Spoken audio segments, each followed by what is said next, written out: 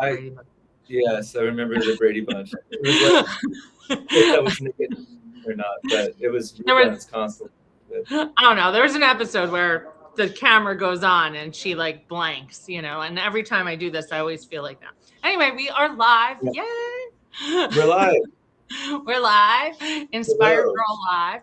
One of my absolute favorite things to do with our authors is just have a conversation with them about their books. And so today is no different. We have the author of this. This is the galley copy. So it's actually smaller than the one that's coming. It's going to be a little bit bigger, but this is Born to Boogie. You got it, Will? You got it up there? Got it. Yeah, this is the 8x8 galley that we Yep. had made especially for Willie Nelson because he refused to open up a digital file to look at the book in order to give his I quote. love that. Really, So, I love that because I like a hard copy book too. There's something I know. Yeah, What were you I wanted to see. I mean, like after years of working on it, it was like, I mean, I was so antsy to get something. So, I mean, Yeah. when Willie said that he needed an actual book, I mean, it was just as much for us, I feel like. Yeah, we made it happen. It was so exciting. And I love that he wanted to see a hard copy book because I love a hard copy book. And you obviously Me too. years in the making, which we'll get to all of it. But I have to show this adorable cover. Scott Murray is the illustrator that worked with Will Thompson, the author, on this incredible work of heart and art. And it's so fun. So first, thanks for joining me, Will. I'm so excited. We're to chat this way. I love chatting with you. Happy to be here. So I want to, for the background of the book. So the book's called Born to Boogie. I just want to dive right in. You said like years you were working on it. We connected. Has it been 2 years already? Maybe a year and a half, 2 years? Surprised. It's been it's maybe probably coming up on 2 years that we got worked together and we signed you as an author. But you were working on it well before that. You want to talk a little bit about just the background, how this amazing idea came into your heart? I was thinking about this the other day. And it's kind of funny because it's very Larry David-y, but it goes all the way back to COVID, which is crazy. That's so long ago now. But I remember me and my family, it was just my wife and my baby, like she was probably a year old. We were stuck in this mountain house. We had like escaped New York. We had to get out of there. And we're just living in this little mountain house. And there was like 2 or 3 kids' books there. And this is like peak COVID. So it was like really scary still. And no one knew anything. So it's not like I could leave the house or go to the library or like go to a bookstore. I mean, everything was shut down, indefinitely at that point. Yeah. So you weren't going to those places then. No. Right. So we were stuck with these like 2 books, and they were so bad. Like these kids' books were so bad. And after like the second night of like rereading them, I was like, I can't do it. So I just started making up stories. And then but I remember like one day I just picked it up and I was like, oh my God, this is like, both of these books are like major publishers. Like I recognize these publishing houses, And then like out of work and trying to be, I was writing a record up there, but there was still somehow a lot of free time still. So I remember like I was gonna make a spite book. What? Like a spite. I'm gonna make a book that's better than these books. A spike book. For some reason, I thought you said spike book. I was like, spike, like what? No, okay. It really was like the original idea for this book was like purely out of spite. I'm gonna show these people how to make a good book. Yeah. And it was all kind of a joke to myself, but I had the time, and then like the flurry of ideas, and I don't know. This kind of it all kind of came to me like the book about music, and then you think more and more and more and more, and then how ideas just kind of spiral, and and then like day 2, I'm like losing sleep over this thing, and I'm like, oh my God, like that feeling of just like total energized enthusiasm of like, this is going to be awesome. And then it quickly became not a spite book and something I got super passionate about. Oh, I love that. And then, I mean, not having written a book before, it was a huge learning curve. And I think this is probably a big reason why, 5 years later, it's just now coming out. But I'm really glad that it did take as long as it did because, I think it's all for the better. No, I think I've read this and I've heard other people say it in the publishing world and authors that a good book takes 5 to 10 years to make, because Yeah. from the idea through, through all the elements that go, it does take, good books take time. I know we're in like an instant world and you see all these things like get your book out in 3 days or 30 days or write a book in a weekend. But really, there's so much that goes into it. And I like that it started out as spite for you. I think that's so like an inspiration that turned into a passion, right? Like you were just, I love that. Um, we didn't even talk about it because we just dove right into the book, but you're a musician, right? Like, how did you get into this love of music? I love the background. I love all the music things. I know you're down in, where are you, Yeah. in Texas now? I But moved, so since writing the book, like started writing the book, still living in New York, and then we had our second kid, and then it was still kind of COVID-y, and like, like in between jobs, and it was just one of those moments where it just kind of felt right to maybe move home back to yep, Austin, because Austin's a wonderful place, and we have family there. We didn't have any family in New York, so yeah, it was that's tough. it just seemed like the move. But we go back and forth a lot, which is good. Yeah, Good to see all my old friends and everything. But um, music, music happened, like I feel like with me like day one, honestly, because my yeah. dad, I don't know, it's a lot of people, it's self-discovery, which is amazing, and like I'm like always really impressed by people that don't come from a music family, that Mm-hmm. just kind of carve it out for themselves. Like that blows me away. But not that my dad is a musician, but he's a big music fan. So I mean, like one of those, I've only met a few people like him in my life that are that passionate that don't play music, because a lot of Right, musicians right. Did are, he ever play? Did he ever play or just always love oh, music? the only musician in my family was my grandfather, and he did like bluegrass fiddle and stuff, which was really cool. I love Um, that. so great. He was the only musician really, and then my cousin and I, who's like my age, our dads, the brothers, my dad and my uncle, they were just like, they were the kids that grew up in a small town kind of, and Yep. there was like one place in town where a lot of bands passed through. Like my dad would see the Sex Pistols, the Ramones. It was in So Louisiana cool. for the Yep. Meters. I mean, like Dr. John. I mean, the Stones a million times. Yep. Led Zeppelin, the Oh Clash. my gosh, Yeah. amazing. So Wow. yeah, he got like, by the time he was probably 20 years old, he saw like everyone that That's all awesome. the legends. What a Um, history. yeah, so I feel like it was almost impossible for us not to get into music just Yep. because it was such a force. Yep. Yep. And then, yeah, and I mean, I could talk forever about that, but at a certain point, you go to a lot of shows when you're young, and then you start meeting other kids, and then you're given a guitar at Christmas or something, Yep. and all of a sudden you just go, and You're just playing.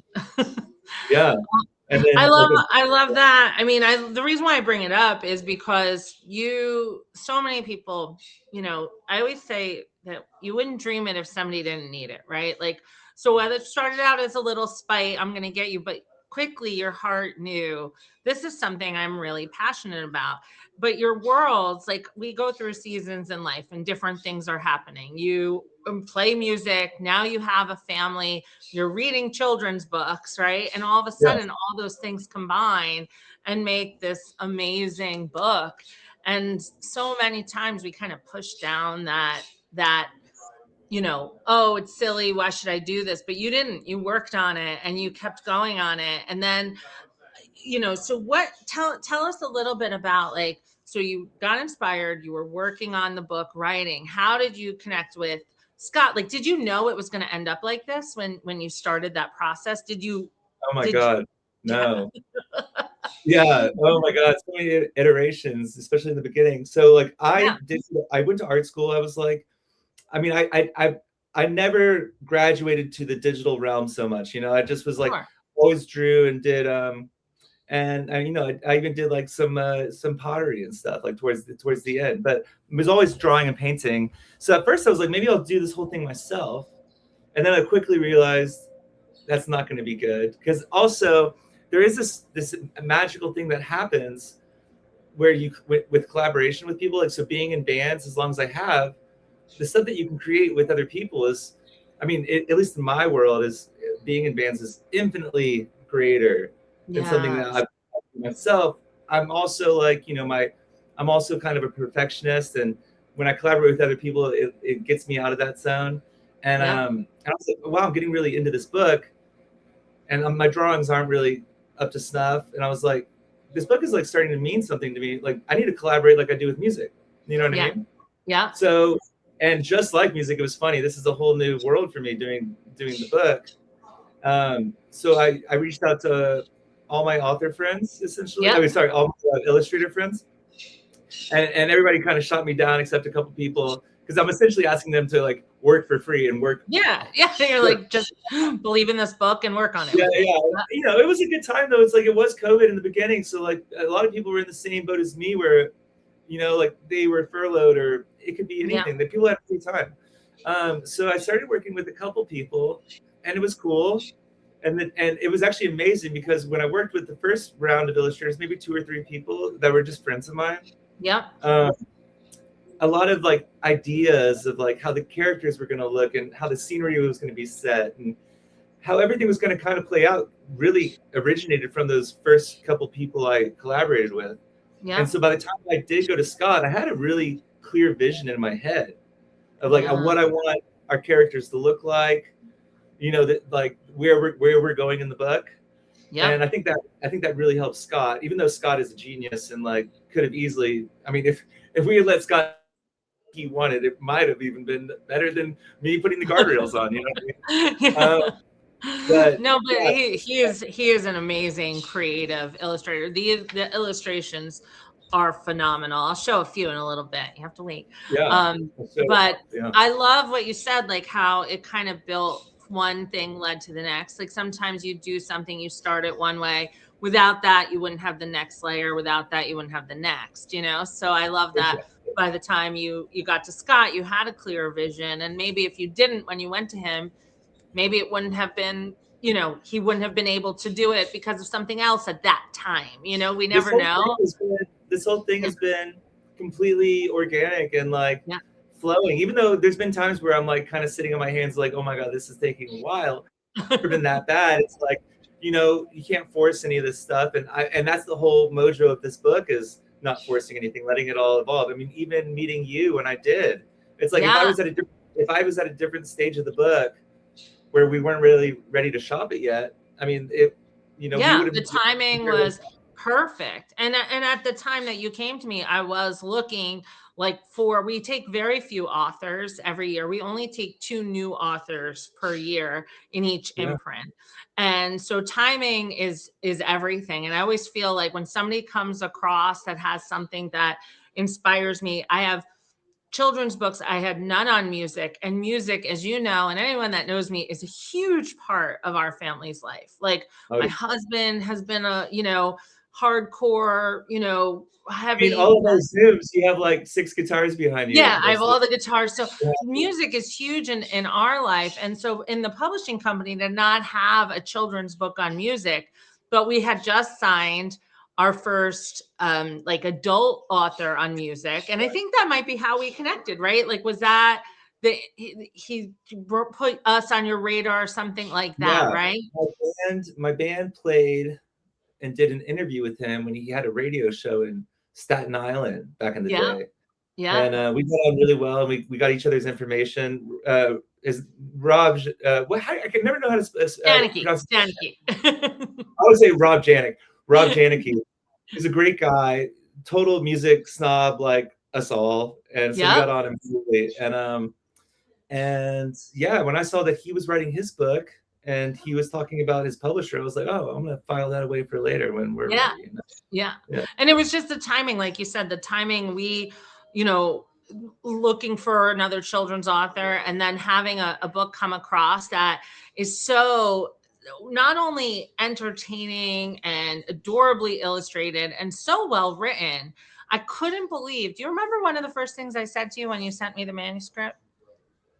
It was really, it made me feel really good. I don't remember exactly what you said though. I said, I can't believe that you didn't work with a developmental editor on this. Like, Yeah. I could not believe that you wrote this. I mean, we spent some time developing and we did some other things to it, but the way it came in, I would have thought you had worked with a whole team to get it to the point that it was. And then Scott's illustrations off the charts. So it was like such a beautiful put together, and I couldn't believe that. And then so what, let me show, can I show some? Let's see. Please, yeah. So we have so many good ones. It's so cute. I happen to love, look at that beautiful hot air balloon they're flying. So the whole idea, I don't know if you want to share, but you'll see a lot of travel spreads. I know we like this one, right? Oh, I love, that's probably one of my favorite. That is my favorite. Oh, look at how cute. I love it. Go Scott, go Will. You guys make an awesome team. But you want to talk a little bit about what Pearl and Mr. Jones, what are they doing in the book? Yeah, let me stop this AC. All right, so I mean, subconsciously, consciously, maybe Pearl is my daughter, you know, like I love it. Yeah, maybe she's mine, and maybe she's asking like, where does all this music come from, you know? And then like, I wrote this book to kind of teach her, you know. So also, I don't know if you know this. Maybe I shouldn't even say this, but my best friend, his name is Connor Jones, and he's a bandmate. We played in a lot of bands together. He's one of my favorite people in the world, and it was like a note. All this stuff just came flowing out. Yeah. Like I never second guessed it. It's so weird. Like, so I just like, so Connor is a monkey in this book, which is so funny, Mr. Jones. And yeah, I mean, he's just, you know, he's the sidekick, you know. And I always felt like Connor, Connor probably looks at me as his sidekick, and I look at him as my sidekick. Yeah, right. You're each other's sidekicks. Like we all have, And Mr. Jones is such an adorable. Can you see that character there, Mr. Jones? Everybody, an adorable character who adds such a fun element to. And I feel like we're in Pearl's, imagination, but it's actually happening. Like even though like, and just the way, I'm not going to give too much away, but just the way it starts and ends, to me, it's the classic children's book with so many modern, like fresh, new ideas to it. I love the where they start and then where they end up. I'm not going to say too much because you got to get the book, which by the way, I haven't mentioned, is on pre-sale right now. So we are doing a limited edition first pressing of the book. And so first print run, I think it's first pressing a music term I just said. It is. It's fine.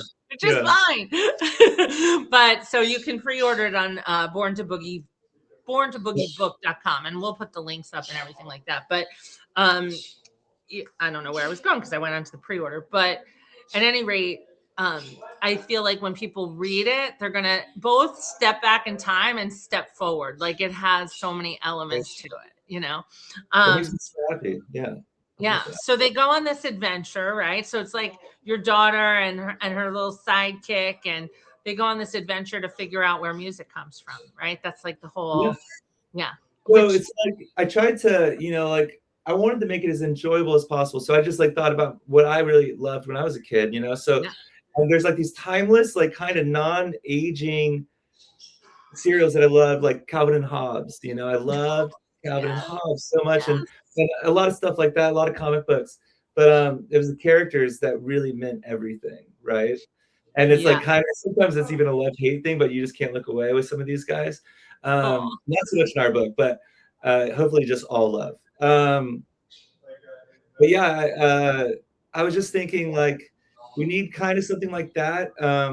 I didn't want to like make it like a book for 2-year-olds or just or just early reader 10-year-olds, and I just wanted to be kind of as universal as possible. And like and I think you can kind of feel that with the text.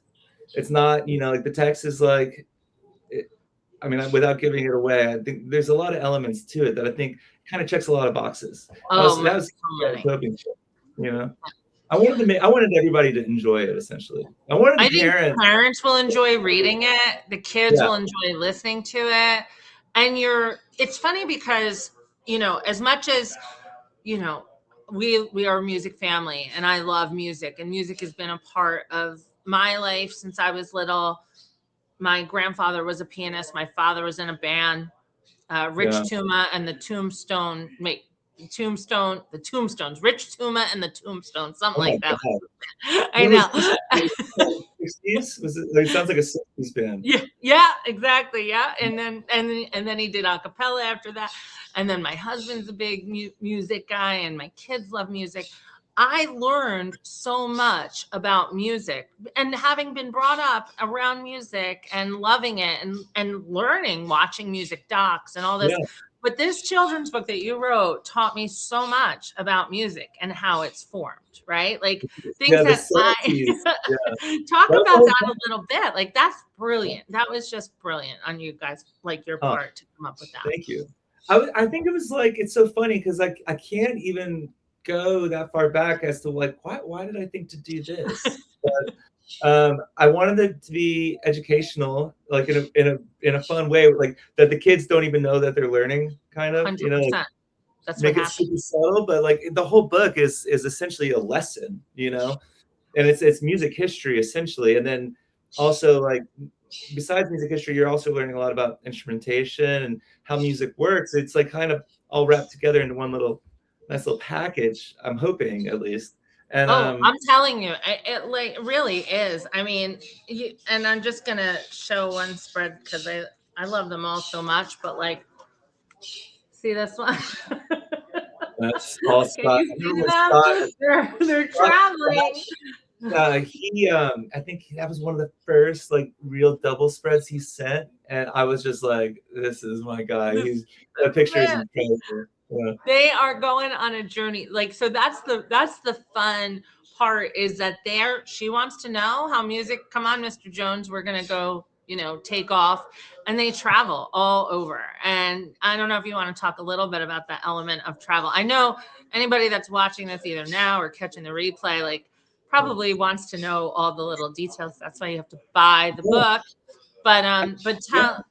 tell us, like, how did that, the idea to do that travel piece? I think it's like the universal idea, like imagination. It's like so. Yes. Essentially, the two of them, like they it's very imaginative, but they travel space and time, starting at the very beginning of when like the first sounds of music really ring out in the world. So essentially starting with percussion in like Wow. sub-Saharan Africa, like 8,000 years ago. Amazing. But um, but yeah, I mean, but like, we throw in a lot of playfulness in that as they're learning, and then chronologically, they travel further and further, meet new bands, or people, or whatever it may Yep. be on stage, and yeah, chronologically, they're learning all the different styles of music, everything that essentially at the end comes together to make what we know now as like westernized popular music. So Yep. uh, Yep. it's all the elements, it's all the styles, it's all the genres, it's like what instruments were used in each era, and how they were used, and like what it meant, and it's like you're checking the culture box, you're checking everything like along the way, um, to where you get to the end of the book, and then it's like this is the music we know.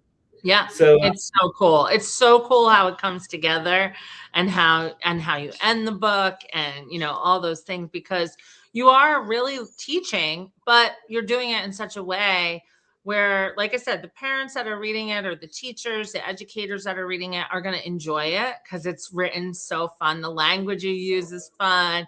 The rhythm that you write in is a rhythm of your own. Like, it makes sense that this book about music has such an awesome rhythm to it when you're reading it. Like, yeah. it's so good. And I think then one of my bandmates did say, like, because there was this one group I was in where I was really indulgent with these lyrics. and a lot of alliteration, you know, Yeah. and I love alliteration so much in Oh, when I'm you and I writing. laughed over the alliteration so many times. We loved it. Like we both love alliteration so Yeah, much. so now I'm looking back, like rereading this book, and I'm like, oh my God, it's like essentially just like spoken word lyrics in my, you know, but you know, it is my voice, which is good, Your I guess. voice, yeah. Yeah, But it yeah, makes it fun to read. It makes it fun. So like I said, the adults that are reading it, the parent, the librarian, the educator is going to enjoy it, and it's fun, and the kids listening are going to, I really can see kids just really just leaning in and loving it and being a part of it in that way, but they're also learning, and that's what makes yeah. it so great and special. I want to point out something else. Let's see. There's so many cute But little Easter eggs in here, but I have to yeah, point I this was gonna out. say that too. There's a lot of stuff in that book. I just want to show that these guys are illustrated, Scott and Will. You see it? Couldn't help ourselves. I love it so much. I think that's so cute that they're even illustrated versions of themselves. But so the book is coming out. Okay, so people right now are pre-ordering it and things like that. What is, I guess, like, what is your hope that for the book? Like, what do you? I know you dreamt of it. I always say you wouldn't dream it if somebody didn't need it. Like, do you? You know, like the way we were discussing it earlier, like how it's just taken this like kind of natural path, and like everything's felt like very not forced. You know, I'm Yeah, hoping, but really positive and smooth sailing this whole time. yeah, So I'm hoping that like, but now things are changing. Like the book is finally coming out, and things are getting real, and it's super exciting, and it's hard not to get like more excited than you should. Maybe I don't know. Um, I know but what you mean. I do know yeah, what you mean by that statement. Like, it's I mean, like you want it's just a to long temper your time. So excitement a little bit.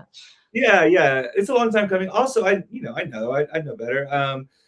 I'm really excited for the book to come out. I'm hoping that it can just keep the path that it has, which is just like smooth sailing, but positive and great. I would love for people to obviously buy the book. What I really want to do is which is strange. I'm not going to stay on this too long, but like, smooth sailing right now for me is like my bands are kind of dying down right now, Yeah, personally, and yeah, it's been kind of a struggle for me. It's like sure. I'm not playing I'm not playing nearly as much as I used to. I know, like I used to play like every weekend. I would have band practice every week, and it's like it's just getting older and having kids now. Yeah, As much as I always fought back against that, it's like becoming this impossible thing that it's happening.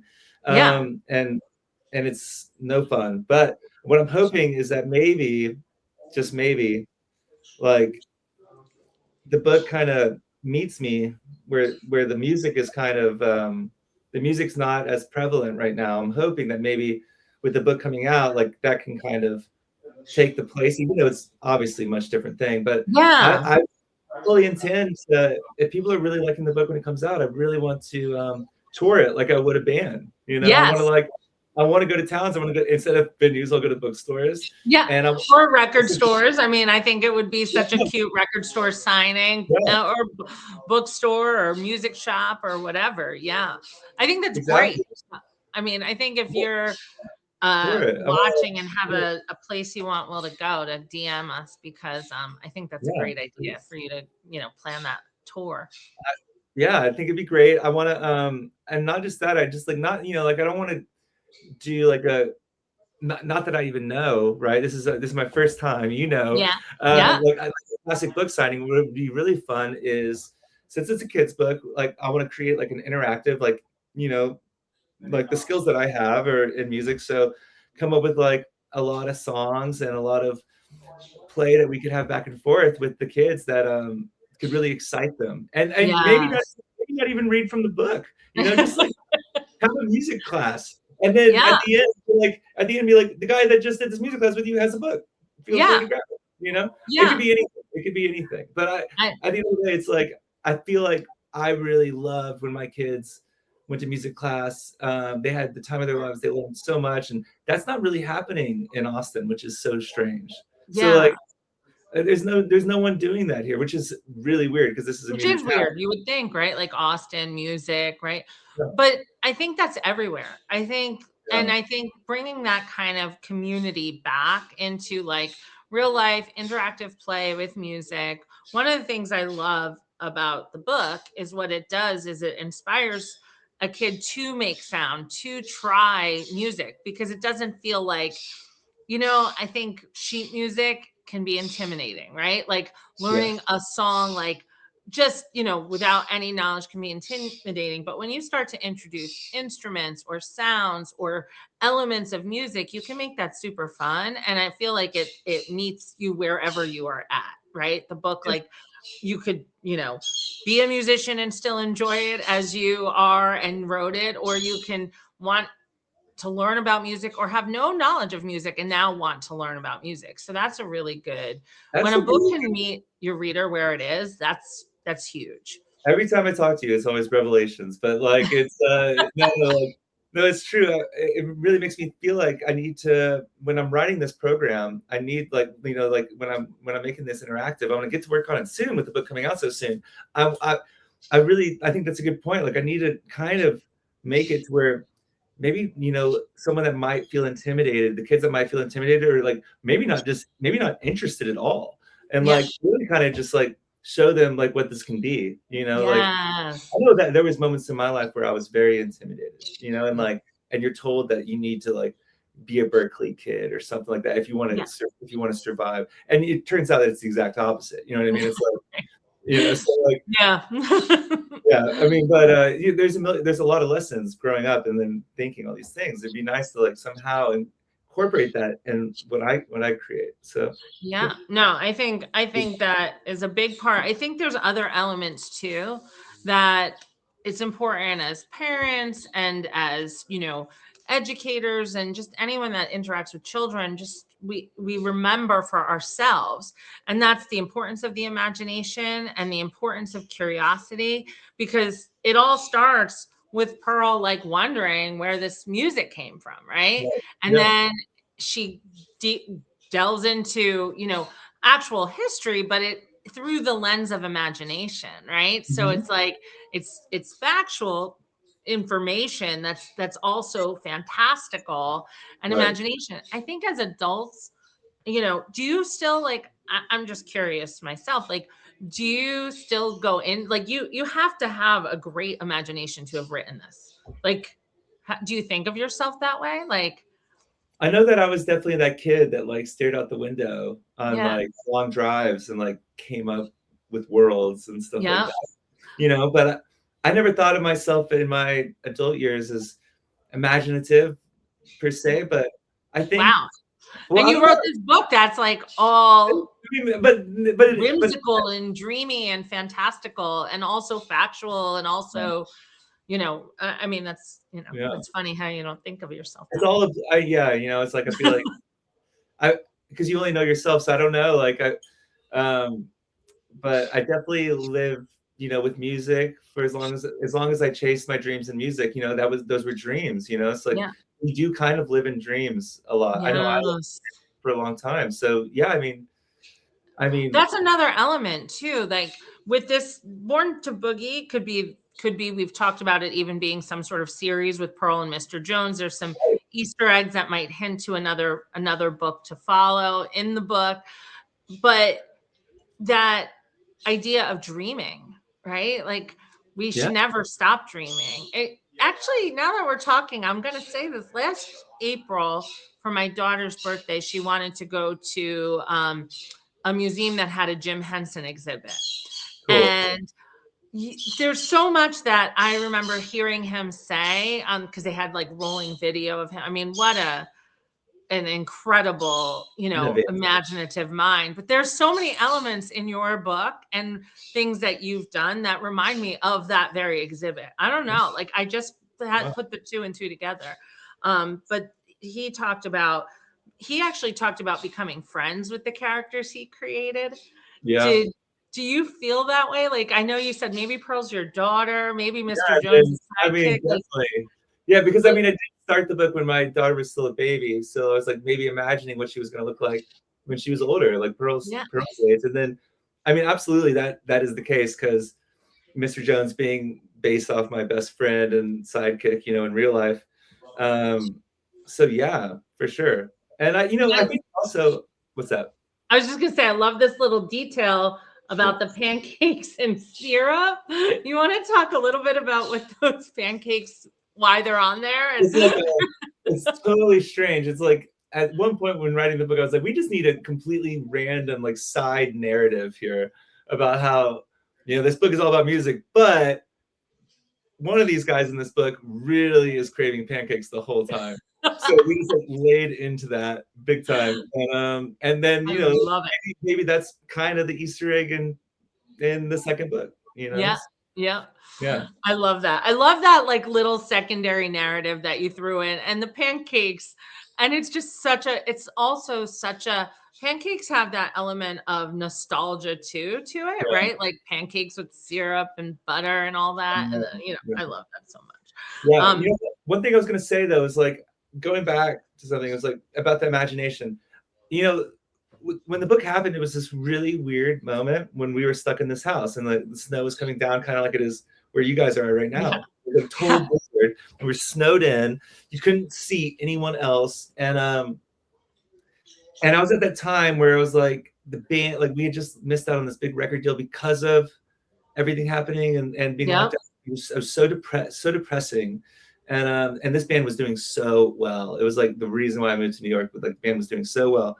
And I was like, well, that's it for me. I'm gonna take a big break from music. Not like I've never done that before. So I was like, but I'm like telling myself to take a big break. And then I wound up at this house and I wrote like 50 songs, like back to back every night. And which has never happened. Yeah. Like it was like this hot hand moment of being stuck in this house, and there's like something magical about that thing. So in the same time I was writing a song a night, I was also working on the book during the day. So it was like total creative like magic moment of that for like 3 months in this house. It was like love that. Weirdest. I've never experienced it since. I've never experienced it before. I mean, I've had prolific periods where I've been really inspired and written songs faster than I usually do, but like this was like a totally possessed moment. It was like the coolest thing ever. So like imagination was definitely like full steam, in that moment. That was honestly like one of the, there was so much with that time period that was so sad and so hard and so challenging. But there was a bit of a creative reawakening, something was happening to so many people during that time. And it's funny that you say you were in this house that like, it was almost like you were going through all the stuff that was probably really hard, right? I'm imagining with the band and with this. I lost my job, It's like everything. And it's like, I'm looking at this baby, like who's I know. It's like, what are we gonna do? It was a really dire situation, but look what come out of it. Yeah.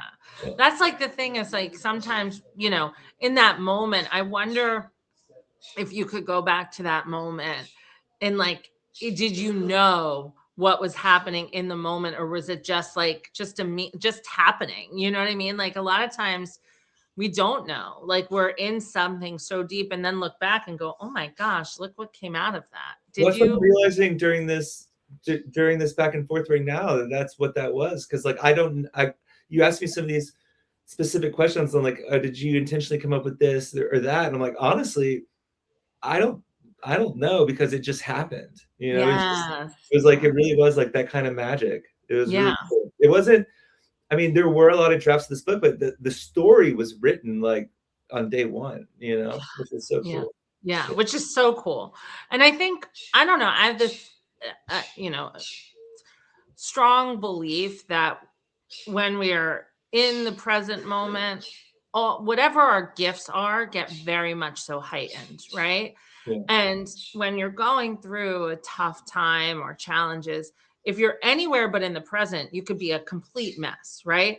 Like if you're thinking about the past, you're replaying what happened or what you wish you did differently, or the if only syndrome.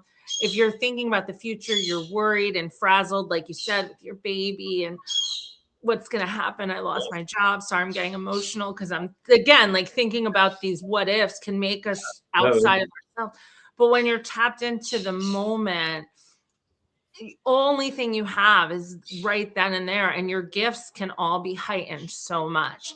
And I think your gift for writing, obviously, if you're a songwriter, you're a writer, and your gift for imagining and creativity and all of that, I would imagine being with so much happening, you were just so present, because if your mind was anywhere else, it probably, you know, I'm sure you had moments where you were worrying and fearful or sad and upset. But when you were doing this, I would imagine you would probably be locked into the present moment, and this awesomeness came out of it, you yeah, know?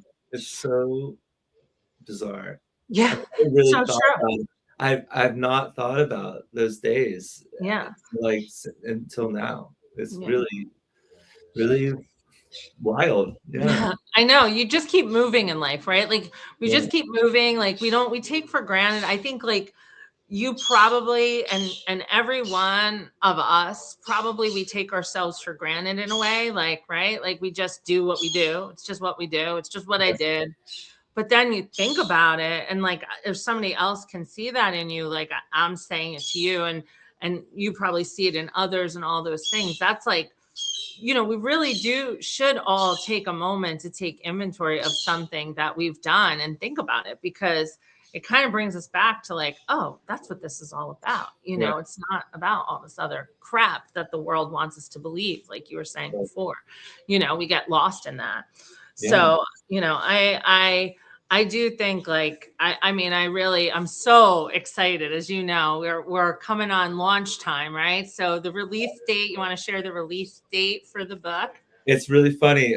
I didn't realize at the time, but the release date is on my birthday, July. Oh, really? You probably didn't even know that. Yeah. I July, didn't know that. Oh my gosh. the official release date is July 24th, this summer. Yes, and that's your birthday? Yeah. I love that. We did not talk about that It's because gonna I be would a good remember that. birthday. It's gonna I be a good love a birthday. Oh Yeah. my gosh. Yeah. Yay. Okay. So July 24th is the official release date.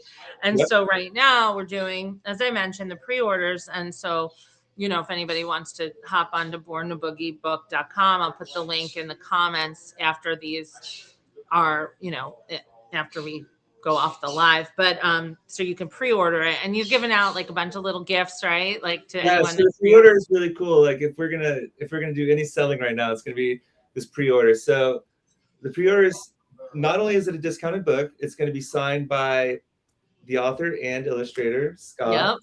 Yep. And we're also including some super special gifts to thank you for the pre-order.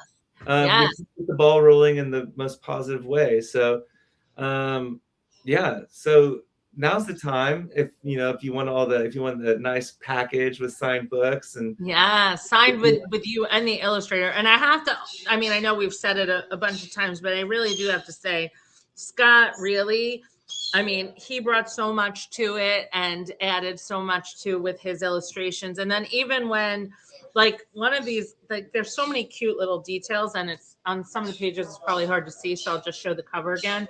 yeah, But I love the bunny ears over the headphone, like the headband over the headphones.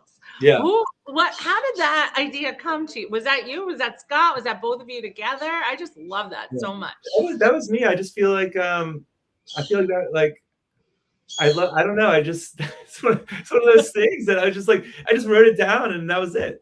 And, But that's the thing, like that's the best types of collaborations. Like you said it earlier, I have to reiterate, there's so many like little life lessons, and just when you hear somebody talk about how they think, right? So you said earlier, like the best things come from collaborations, or in your experience they have.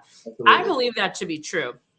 I believe that the collaborations, I mean, an idea can go so far with your gifts, and then when you pair somebody else's gifts and somebody else's gifts, that idea can really turn into something, you know, unexpected or better than you possibly could imagine, because we each have these gifts. I feel like we're designed that way. We just Yeah, forget sometimes, you know, we think we have to absolutely. carry the load all ourselves or do it all ourselves, or we sometimes wear that with a badge of honor, I mean, right? it's everything. It's crazy. I'm doing this huge construction project in my backyard right now. And I was like, I'm gonna do the whole thing myself. And I was like, and I mean, I was like, well, it's literally like masonry stuff I don't know how to do. And then invite like two guys over. I'm paying these guys, but I'm like designing it and they are and so I designed it and I told them to design and then I walk away for a second and they totally were like, we're not gonna do his design. I show back up and it was better than I ever could imagine. So I mean, because they know what they're doing, of course. Yeah, but you started it, and then they took what you started, and then they took what they knew, and they made it even better, right? Like, but so many times I think we just forget that, or we don't want to maybe burden other people with what we're working on, or we're precious about it in a way that like, oh, I don't know what that is, but it's like we think, but like the reality is each and every person has a unique gift and their own range of experiences that color the lens and the way that they view and do things in the world that cannot be replicated. It's like a fingerprint. Like that person, you can't, like you said, there's lots of people that illustrate and there's different things, but Scott's who he is as a person all goes into his gifts as an illustrator, which then has created this partnership between you and him. Your experiences created this, and that can't be duplicated. No other illustrator, no other writer could duplicate the exact same thing. I think that's pretty powerful that you pointed that out. Thank you for that reminder, because because and that makes us really think about the people we work with in such a different light, right? Like, isn't it weird to think too, like say we're going to apply this to music, it's like for me, I can always like tell. So it's a band that I love, right? Use this as an example, and say the drummer is out sick on this session and the song comes out and I'm listening to the record, I'm like, that isn't his drumming. And it's like, it's his pattern, it's everything that he's done, but he's not hitting it like how he hits. Yes. Like it's all about like, and I've noticed that those kind of things, it's all, I mean, so subtle. No one else notices these things. But it is what you're saying. It's like everybody, and I want the guy that was sick that day. I want him on the song. Yeah. But like it's just amazing. Everybody's got that voice. Yeah, they're unique. And the gifts, like I always say it too to my husband, who is he hates the term chef, so I call him a cook. He's a cook. But it does not matter. Like he could write down what he makes. He could write it down and write down the amounts, and everything. Perfect. But nobody is making it the way he makes it. He puts so much that's much better than what I'm saying. Yeah. No, but it's exactly what you're saying. It's exactly the same thing of the drummer, like same thing. Like I'm like, I don't know how you made it taste so good, and he's like, I told you what I did to it. And I'm like, but just like the drum, like, I don't know how you made it sound so different. He's doing exactly the same thing, but that's our gifts. And that's what I do think when you're really feeling something, like you could feel a song in a certain way that maybe the other person playing it just doesn't feel it the same way, for no bad fault, because the way we feel about music has to do with the experiences that we've had in our lives, right? So one song might really resonate for somebody and not as much for somebody else. And that's totally fine. But like the way they play it then becomes a little different, even if they're playing it the same. Or like with food and my husband, like I know that for him, that is how he shows love. That is like his thing. So awesome. I love that. I think that's so important. Like that, you remind us of that the importance of collaboration and being open to it, not trying to carry it all ourselves, and honoring people's gifts and talents and finding the right connection and combination. You get lucky, like you get that magic chemistry, Yes. It's like, like the ultimate example is like the Beatles, right? Like that's it. That's pure 100% chemistry. Like just it can't be more defined than that, right? But 100%. And like that's the thing is, I wonder with the Beatles. It's funny. I don't know a ton. I mean, I know some things, but I feel like I used to know more, and then over the years, how you forget. But like, were they always the band, or did they try different people out? So they wouldn't know in the beginning. It's kind of like like it's not as glamorous as a story as a lot of people think. So no, Yeah. they had other drummers. I mean, there Yeah. was another bass player, Stuart Sutcliffe, like before Paul was on bass, like Yeah. he played guitar. It was like um, it wasn't until Ringo entered the fold after Pete Best was kind of kicked out, and then that was like, like the puzzle. Boom. The Yeah. puzzle was that it was there, and then that was it. Yeah, it really was. It was like the what do you call it? The Big Bang. Yeah, the Big Bang. Yeah, yes. I mean, the reason why I was asking is because, like, even with your book, with you and Scott, like, to get to him, like, you tried different, and then you got to Scott, right? And it's like that connection, like Oh the yeah, and all the stuff the Beatles did in the very beginning in the early days, like it made them who they were by the time they found Ringo. And right, exactly. it Yep. wouldn't have, it was like it was kismet in every It way. wouldn't have been the thing without the other things, right? Exactly. And then he came along. I love that. I think that's the other piece is like teamwork, collaborate. I mean, what does this have to do with Born to Boogie? It's the genesis of Born to Boogie. That's what it has to do with. But there's Yeah, like yeah. all of these like life lessons that happen when you start to think about the things you do, like the way that the book was formed, right? And it's like, to me, I'm going, okay, so teamwork and collaboration, be open to it, honoring somebody's gifts. Like if you said to the guys laying the bricks, like, hey, that's not what I told you to do, take it down and do it my way, like you're not honoring what they're bringing to the table, you know Yeah. what I mean? So we have to like step outside ourselves and see other people's gifts for what they Mhm. are. I love that. There's Yeah. so much to it. So I could literally talk to you all night, but I know you probably want to go to sleep. Or no, wait, it's only 8 o'clock there, right? You're an Oh, hour I'm not behind. sleeping. But I understand that we are like spiraling out, spiraling off topic so much in this, which we should. And Yeah. but yeah, no, it was amazing talking to you. It always is. Yeah. And I mean, yeah, I just like to have a conversation and let people get to know our authors and what brought the book to come to be, what inspired it.